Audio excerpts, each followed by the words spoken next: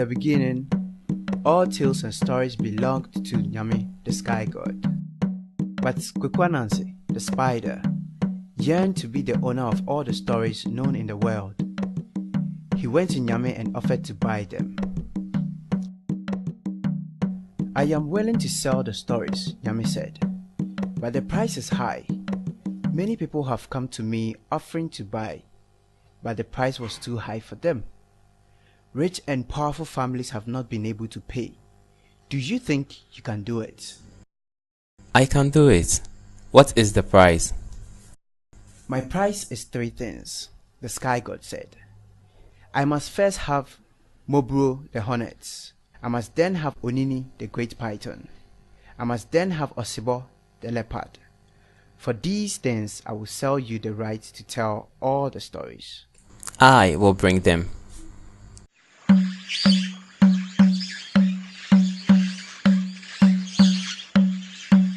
He first cut a gourd from a vine and made a small hole in it.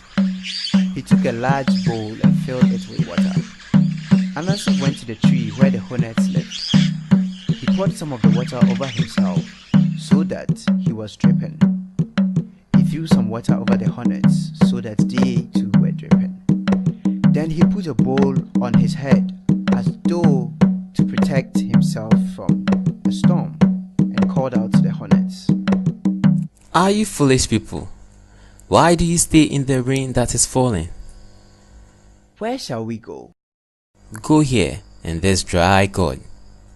Thank you, thank you, thank you. Thank you, thank you, thank you. The hornets thanked him and flew into the gorge through the small hole. When the last of them had entered, Ananse plugged the hole with a ball of grass, saying, Oh yes, you are really foolish people.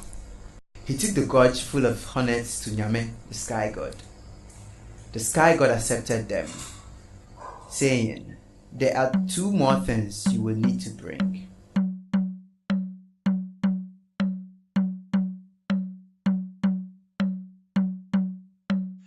Ananse returned to the forest and cut a long bamboo pole and strong vines.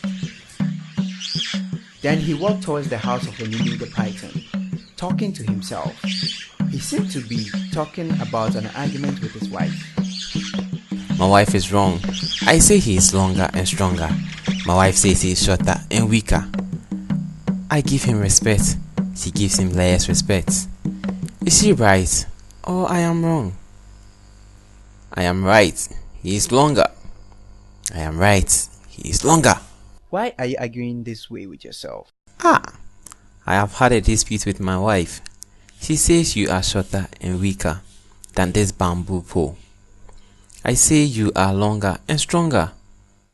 It is useless and silly to argue when you can find out the truth. Bring the pole and we will measure.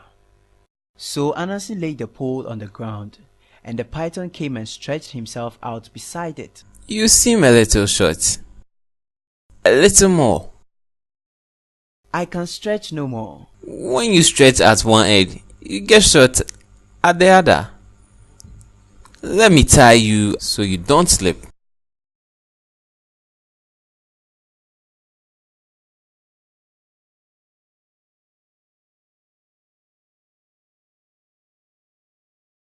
Onini, it turns out my wife was right, and I was wrong.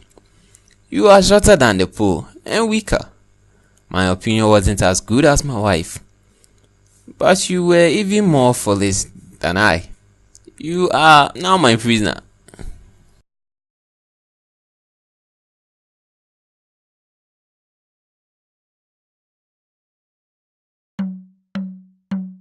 Ananse carried the python to Nyame, the sky god, who said, There is one thing more.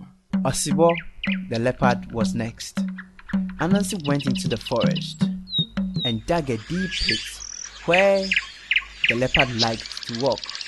He covered it with small branches and leaves and put dust on it so that it was impossible to tell where the pit was.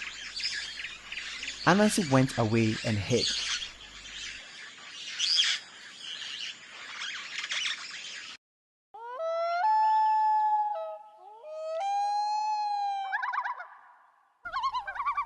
When Osibo came prowling in the black of night, he stepped into the trap Ananse had prepared and fell to the bottom. Ananse heard the sound of the leopard falling, and he said, Ah, Osibo, you are half foolish.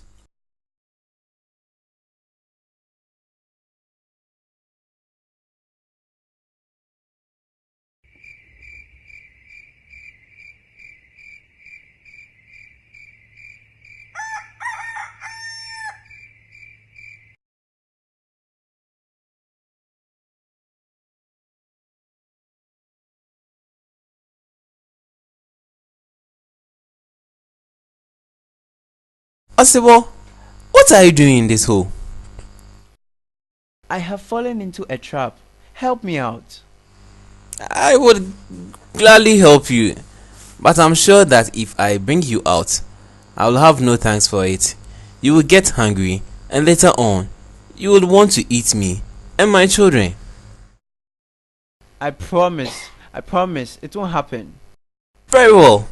Since you promise it, I will take you out. He bent a tall green tree toward the ground, so that its top was over the pit, and he tied it that way. Then he tied a rope to the tip of the tree and dropped the other end of it into the pit. Tie this to your tail. Osibo tied the rope to his tail. Then Ananse took his knife and cut the other rope. The one that held the tree bowed to the ground. The tree straightened up with a snap, pulling Osibo out of the hole. Osibo hung in the air, head downwards, twisting and turning. As he twisted and turned, he got so dizzy that Ananse had no trouble tying the leopard's feet with vines. Ananse took the dizzy leopard, all tied up, to Nyame, the sky god. Here is the third thing. Now I have paid the price. Kweku Ananse, great warriors and chiefs have tried, but they have not been able to do it. You have done it. Therefore, I will give you the stories. From this day onward, all stories belong to you. Whenever a man tells a story, he must acknowledge that it is Ananse's tale. And that is why in parts of Africa, the people love to tell and love to hear the stories they call spider stories. And now, you have heard one too.